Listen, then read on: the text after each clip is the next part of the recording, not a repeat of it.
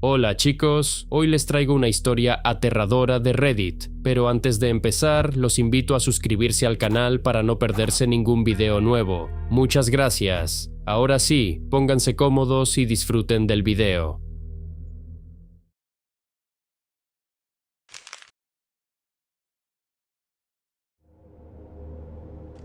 ¿Tan pálido estoy? Dios, seguro que parezco un fantasma. Siento como si hubiera perdido 7 litros de sangre. ¿Qué? No, ni un rasguño. Siento irme por las ramas. Es solo que estoy… ¿Cuál es la palabra? Desconectado. Es una sensación extraña. La he visto bastantes veces en el trabajo. Supongo que pensé que si alguna vez iba a experimentarla yo mismo, ya lo habría hecho a estas alturas. Es una locura. Siento como si estuviera flotando fuera de mi cuerpo. Solo falta cortar el cordón y me iría flotando. ¿Viste la escena del crimen? No lo hagas. No mires las fotos. Ni siquiera toques el expediente. Me lo agradecerás. No consigo que mis rodillas dejen de temblar. ¿Es por eso que estás agarrando tu café de esa manera? Estoy haciendo temblar la mesa, ¿verdad? Espera un segundo. Déjame echar la silla hacia atrás. Ahí, mejor. Entrevistador. Tenemos que hacerlo oficial ahora, Job. ¿Puedes confirmar para el registro que renuncias a tu derecho a un abogado? No, sigo sin estar interesado en un abogado. Quiero decir, sí, renuncio a mis derechos. Lo siento, y estoy tan en mi sano juicio como siempre lo estaré. Entrevistador. ¿Estás seguro? Sí. Entrevistador. Que conste en acta que el detective Hobson Milgat, retirado, ha renunciado a su derecho a un abogado. No necesitaré un abogado después de que el fiscal del distrito deje de vomitar y considere hacer esto público. No le van a mostrar eso a un jurado. Entrevistador. ¿Estás listo para empezar? No, pero hablaré de todos modos. Entrevistador. ¿Qué te llevó a la escena del crimen en la noche en cuestión? ¿Me creerías si te digo que estaba planeando un viaje de pesca antes de que todo esto empezara? No importa. Espera, estoy pensando. Es difícil organizarlo. Nunca antes había estado en este lado de la mesa de interrogatorios. Supongo que empezó con la reportera, de apellido Beimer. Se puso en contacto conmigo hace una semana por correo electrónico y afirmó que tenía nueva información sobre los asesinatos de los Driscoll. Yo fui el investigador principal. El caso había quedado sin resolver durante 20 años, más frío que el hielo. Sinceramente, al principio pensé que era pura basura. Ya sabes cómo es eso. La mayoría de las veces ni siquiera es a propósito. Todo el mundo cree saber algo que resolverá un caso por completo. Las teorías son fáciles cuando no tienes que contrastarlas con pruebas. Los asesinatos de los Driscoll fueron una gran noticia por aquí. Mucho interés, mucha prensa. A lo largo de los años debo haber recibido un par de cientos de teorías de mierda. Cuando me jubilé le pasé la investigación al detective Carroll, pero no quería que lo molestaran. Sé que está ocupado con la reciente actividad de las pandillas. Pensé en echarle un vistazo como cortesía. No esperaba que llegara a nada. Me reuní con ella para almorzar en el Purier's Café, una chica rubia y atractiva, profesional, así que no encajaba en el perfil típico de un bromista o un teórico de la conspiración. No es que confíe demasiado en los perfiles. También podría haber sido una de esas chicas raras que se excitan con la muerte. Dios sabe que también he lidiado con esas. Aún así, pensé que podría estar tomándome el pelo, o tal vez ella también había sido engañada, pero llevaba una carpeta consigo. Parecía legítima. Contenía lo que parecía ser una confesión del… Bueno, no fue un asesino de los Driscoll, ¿verdad? De verdad desearía que lo hubiera sido, ¿sabes? Habría sido mucho mejor para todos. Entrevistador. ¿Puedes ponernos al tanto de los detalles relevantes del caso Driscoll, por favor? A ver, de esto hace ya 20 años. Pensar en todos esos años. O sea, 20 malditos años. Es mucho tiempo para estar… Entrevistador. Tómate tu tiempo, Job. Gracias. Aclaración de garganta. Los Driscoll eran una familia de 6 que vivía en los suburbios. Clase media alta. El padre era abogado. La madre tenía su propio negocio vendiendo cerámica desde casa. 4 hijos, todos en edad de ir al instituto o más jóvenes. Buenos chicos. cuadro de honor, sin antecedentes penales de los que hablar. Al hijo mayor lo pillaron fumando marihuana en su instituto una vez, pero nada más aparte de eso. Solo las típicas cosas que encuentras cuando miras a la gente demasiado de cerca. Desaparecieron el 13 de octubre de 1994. No se encontró ni rastro de los cuerpos. El misterio y el hecho de que fuera justo en la época de Halloween es probablemente la razón por la que la prensa se volvió tan loca. Todavía lo ves aparecer en algunos de esos programas de misterios sin resolver. Una familia entera desapareció y nadie vio nada. Nadie sabía a dónde habían ido. Un vecino presentó una queja por ruido, que fue como nos involucramos. Había una alarma sonando y pensaron que podría ser un intruso o algo así. Enviamos un coche. Cuando nadie abrió la puerta, el patrullero entró a investigar. Había signos evidentes de forcejeo en la habitación de la hija pequeña. La cama había sido volcada y las sábanas estaban rotas. La alarma era un detector de monóxido de carbono. Encontramos concentraciones elevadas de monóxido de carbono en la tela de todas las colchas, excepto en la de la hija pequeña. No habríamos sabido que debíamos buscar eso de no ser por la alarma. El vecino indicó que la alarma llevaba sonando más de un día y que no había podido conseguir que nadie abriera la puerta durante ese tiempo. También encontramos varios botes de aluminio y algunas mangueras en un contenedor a unas manzanas de distancia. En aquel momento asumimos que los Driscoll habían sido gaseados y eliminados en otro lugar, exceptuando, por supuesto, a la hija que se despertó al final y se resistió. La investigación no dio ninguna pista. Por supuesto, nuestro primer pensamiento fue que el padre lo hizo.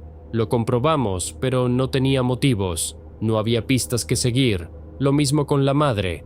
La familia sobreviviente también estaba limpia. El padre tenía algunos clientes que podrían haber tenido motivos, pero no tenían los medios. Era abogado de divorcios, pero de nadie que pudiera haber eliminado a una familia entera sin dejar pruebas. Había un profesor de química que vivía a 3 manzanas y lo investigamos durante un tiempo por lo de los botes de gas, pero tenía coartada. Lo mismo con un dentista que vivía cerca. La esposa tuvo un coqueteo por internet con un chico de Inglaterra, pero nada adúltero, y él ni siquiera estaba en el país en el momento del asesinato. Nos resignamos, infelizmente, a la idea de un asesinato al azar. Esos son los hijos de puta más difíciles de atrapar cuando no hay un patrón. Debemos haber invertido decenas de miles de horas de trabajo en este caso, persiguiendo pistas. Nunca salió nada de aquello. Sí rastreamos los botes. Fueron robados de un laboratorio a 16 kilómetros de distancia. No había cámaras de seguridad. No pudimos encontrar ninguna pista sobre el ladrón. Después de 6 meses sin más ataques, la investigación se enfrió. Los Driscoll habían sido noqueados y secuestrados. Como dije, nadie encontró nunca los cuerpos. ¿Quién podía asegurar que no se habían fugado simplemente? Hasta que, bueno, preferiría hablar de esto solo una vez. Entrevistador: ¿qué puedes decirnos sobre cómo llegó la confesión a la señorita Bammer? Había estado siguiendo el caso durante algunos años, tanto a nivel personal como en su calidad de reportera. Como dije, capturó la imaginación de mucha gente. Incluso personas aparentemente normales pensaban que podían haber sido alienígenas, fantasmas o demonios. La señorita Bammer publicó una retrospectiva sobre los asesinatos con motivo del 20º aniversario. Causó un renovado interés, lo cual pasaba de vez en cuando. Como de costumbre, me negué a hacer comentarios alegando falta de nuevas pruebas. Sin embargo, recordaba que ella me había pedido una declaración, por eso acepté la reunión para almorzar. Después de la publicación del artículo, la señorita Bammer afirmó que le habían enviado un expediente. Quería que yo lo autenticara. La parte más pertinente del archivo era una confesión. Le aseguré a la señorita Bammer que esos documentos falsos no son infrecuentes, especialmente en casos antiguos como este, y que yo personalmente había escuchado 2 docenas de confesiones de los asesinatos de los Driscoll. Ella insistió. Una vez que sentí que no estaba tratando de gastar una broma o que no se excitaba con la idea de hablar de un asesinato, acepté la reunión. Declaró que la confesión se la habían enviado por correo en el mismo sobre que me mostró cuando nos reunimos para almorzar. Entrevistador: ¿puedes describir su contenido? Viejos recortes de periódico que resumían el progreso de mi investigación. Parecían adecuadamente amarillentos, así que supuse que eran del libro de trofeos del perpetrador. También había 6 fotos que supuestamente eran de los miembros individuales de la familia Driscoll, así como varias otras fotos de las instalaciones donde habían sido llevados. Mira eso, mis manos no dejan de temblar, ¿ves? Lo intento con todas mis fuerzas y no puedo evitarlo. Tendré que pedirle al paramédico un sedante cuando termine con la declaración. No creo que pueda dormir si no. No, estoy bien por ahora. No quiero que nada interfiera con mis recuerdos para tu grabación. El solo hecho de llevarlo en la cabeza es como... Lo siento, me mantendré concentrado. Las fotos eran de la familia Driscoll, por supuesto. En ese momento no lo sabía. Las fotos habían envejecido mal y podrían haber sido de cualquiera. Era muy difícil distinguir los rasgos.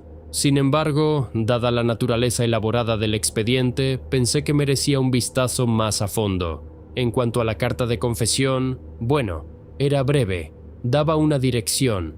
Eso es lo primero que noté. No pude localizar la dirección en internet, lo que significaba que tenía que ser antigua. La carta de confesión decía: «Dejad de publicar mentiras. Nunca maté a nadie. Solo me llevó un tiempo prepararlos para el desayuno». No había firma. Acabo de recordar algo. Maldita sea. Nos enviaron un menú de desayuno un mes después de la desaparición. Alguien había dibujado un círculo rojo alrededor de una foto de unos panqueques. La carta decía: «No están muertos, se están preparando para el desayuno». Lo metimos en el archivo de pistas basura. ¡Oh, Dios! Entrevistador. Detective Milgate. ¿Necesita un momento? Oh, Dios. ¿Cómo iba a saberlo? Intentamos rastrear ese menú. Nunca pudimos averiguar de dónde había salido. No era de ningún sitio local. La información identificativa había sido recortada. No sé qué más podríamos haber hecho. Yo solo... Dios santo. Entrevistador. ¿Por qué decidiste investigar personalmente la ubicación mencionada en la carta? Lo siento. Quería asegurarme de que no fuera un engaño. Aún no estaba convencido. He pasado 20 años viendo a gente enviándome pruebas falsas. Supongo que tal vez el caso también capturó mi imaginación. Siempre pensé que algún día se me ocurriría algo que había pasado por alto y resolvería todo el asunto. Me pareció increíble que alguien me dejara la respuesta en el regazo. Necesitaba verlo con mis propios ojos. La señorita Bammer había localizado la ubicación con los registros de la ciudad, pero ninguno de los dos estaba seguro de si seguiría allí. Era un edificio industrial abandonado. La última vez que tuvo una dirección postal válida fue hace 50 años. Podría haberse derrumbado, por lo que sabíamos. Creo que también quería ser yo quien lo resolviera, independientemente de si me lo habían dejado en bandeja o no. Ese caso ha estado rondando mi cabeza durante 20 años. La señorita Bammer y yo acordamos encontrarnos allí a la mañana siguiente. Entrevistador. ¿Puedes describir la escena del crimen? Sí, era un edificio industrial, como he dicho, de unos 36 metros de largo por quizá 14 de ancho. Era una estructura de madera y, al principio, su estado parecía coincidir con el de los edificios vecinos. Sin embargo, noté que la fachada había sido parcheada recientemente en algunos lugares. Una investigación más profunda también reveló que la entrada había sido encadenada y cerrada con candado. Tenía entendido que solía ser un taller de chapa. Al menos... Perdona, ¿tienes una papelera? Creo que voy a vomitar. Gracias. Nosotros. Arcadas. Lo siento. Pensé que estaba vacío.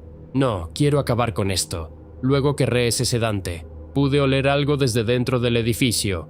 Muy débilmente. Supuse que eso contaría como causa probable. No es que lo necesite como civil, pero nunca olvidas cómo huele un cadáver.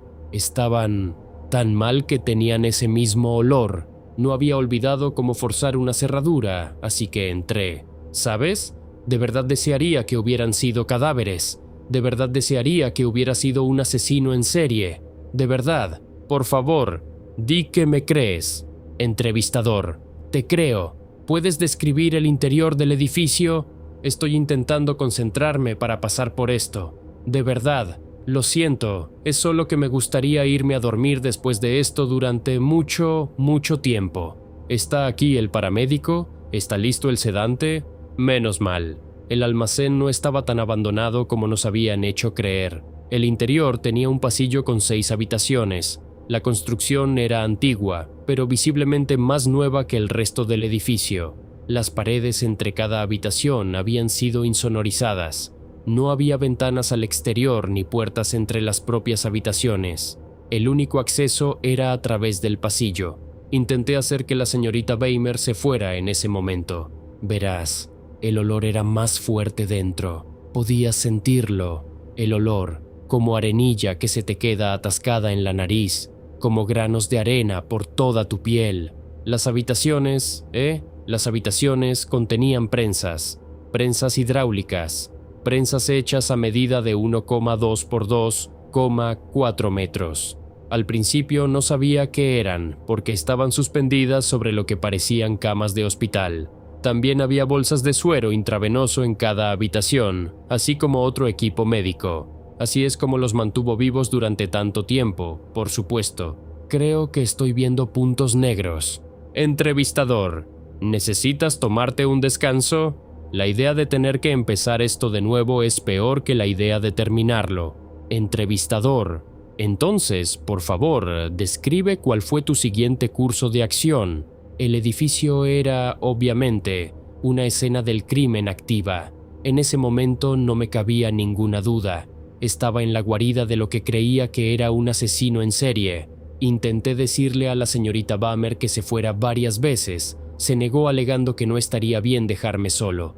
No había mucho tiempo para discutir el tema. Mi opinión sobre ella era que era un poco entrometida, pero en el fondo buena persona, y no pensé que fuera a ser un estorbo si no se interponía en mi camino. Tuve que tomar la decisión de si debía continuar por mi cuenta por si la familia, de alguna manera imposible, seguía viva y quizás en peligro, o si debía salir y pedir refuerzos. Le había dicho a mi mujer a dónde iba, así que sabía que mi ausencia sería notada y denunciada si ocurría lo peor. Ninguno de los dos tenía cobertura en el móvil. Lo siento, me estoy yendo por las ramas. Fue entonces cuando escuché. Ni siquiera fue un jadeo. Era como un jadeo, pero no exactamente. No quiero describirlo más que eso. Hubo un sonido. Me atrajo más hacia el interior. Tenía que actuar. Eso es todo lo que importa. Había unas escaleras al fondo del almacén que bajaban a un sótano. Le dije a la señorita Bammer que se quedara atrás y saqué mi revólver de servicio. También llevaba una linterna encima y la encendí mientras bajaba al sótano. El sótano había sido cavado a mano, tal vez a lo largo de los 20 años enteros de la desaparición. No lo sé. El suelo era de tierra y había un túnel que retrocedía lo suficiente como para tener que estar soportado con puntales a intervalos regulares. Cuando mi linterna iluminó por primera vez la pila, ojalá hubieran estado muertos. Ojalá él hubiera sido un asesino en serie. Entrevistador: por favor, tómese un momento. Después de recuperarme, mi primer pensamiento fue: gracias a Dios todos están muertos.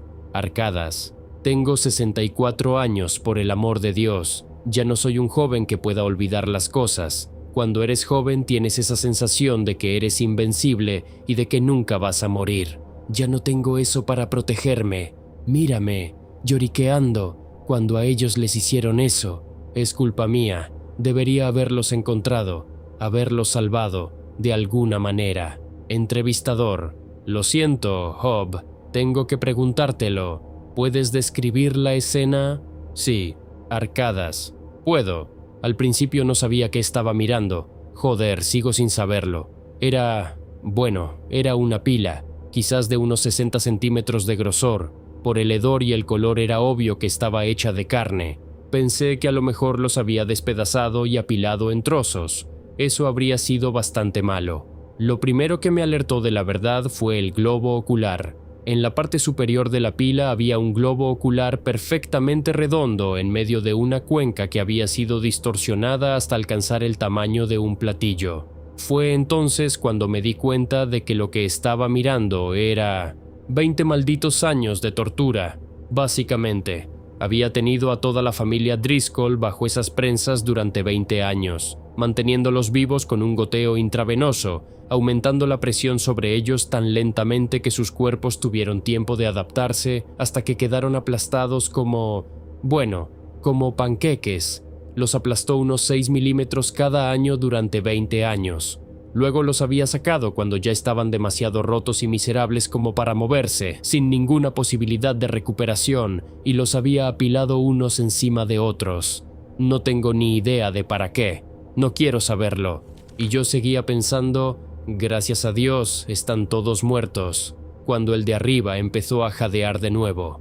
Entrevistador: ¿qué dijo? Nada al principio. No podía hablar sin ayuda. Creo que debía ser Avery Driscoll. No es que pudiera distinguir mucho sobre su género o edad, pero el pelo era rubio donde había pelo. La cabeza era un desastre de cicatrices. Creo que el hijo de puta que hizo esto debió extirparles partes del cráneo. No tengo ni idea de cómo consiguió dejarles las cabezas tan planas. Si no tan planas como el resto de los cuerpos, pero sí planas. ¿Quién demonios sabe cómo soportaron eso sus cerebros? Sus labios estaban perforados por los dientes en todas partes. Supongo que después de que las prensas les aplastaran la nariz. Avery tenía 14 años cuando desapareció. He dejado de temblar. Qué maldita y rara es la forma en que funcionan nuestros cuerpos, ¿verdad? ¿Qué más? Había una máquina, una especie de bomba. Seguí una manguera con mi linterna y me di cuenta de que todos en la pila estaban conectados a la bomba. Creo que no podían respirar por sí solos, ¿entiendes? No después de un tiempo. Simplemente no había suficiente volumen para que sus pulmones se inflaran. Tenían una especie de abertura cortada directamente en cada uno de sus pechos. Había un interruptor en la bomba. No sé por qué lo pulsé. Estaba en pánico. Quería hacer algo. Tal vez alguna parte estúpida de mí pensó que si lo encendía se inflarían y estarían bien. Lo encendí. Aumentó el volumen de aire hacia la manguera superior. Pude oír cómo la bomba trabajaba más rápido. Fue entonces cuando Avery Driscoll empezó a gritar. Me rogó que lo matara. Dijo otras cosas también. No tenía mucho sentido. No paraba de gritar algo que me sonaba a vano error o mer una y otra vez. Algo sobre la familia también. No lo entendí. Estaba sufriendo y quiero esperar que se hubiera vuelto loco hace ya varios años. Entrevistador: oh, Dios mío. Exactamente lo que yo pensé. No sabía qué hacer. No paraba de gritar. Creo que estaba convencido de que yo era su torturador. Una mirada más atenta a su ojo reveló que era en su mayor parte un amasijo de tejido cicatricial blanco. Estaba más ciego que un murciélago. ¿Sabes? Una vez hablé con algunas víctimas de quemaduras. Me dijeron que lograron encontrar significado y propósito de nuevo después de un tiempo. No sé cómo alguien de la familia Driscoll podría haber hecho eso. Dije mi nombre. Le dije que era detective. Le dije que estaba allí para ayudar. Lo repetí una y otra vez, sabiendo por supuesto que no había nada que nadie, en ninguna parte, pudiera hacer para ayudar. La señorita Weimer llegó, atraída por el sonido. Antes de ver la pila me dijo que yo había gritado y que ella había venido a ayudar, pero no recuerdo haberlo hecho. Sin embargo, ella llegó. Entonces vio la pila y gritó, pero yo estaba concentrado en Avery Driscoll. Él pudo escucharla.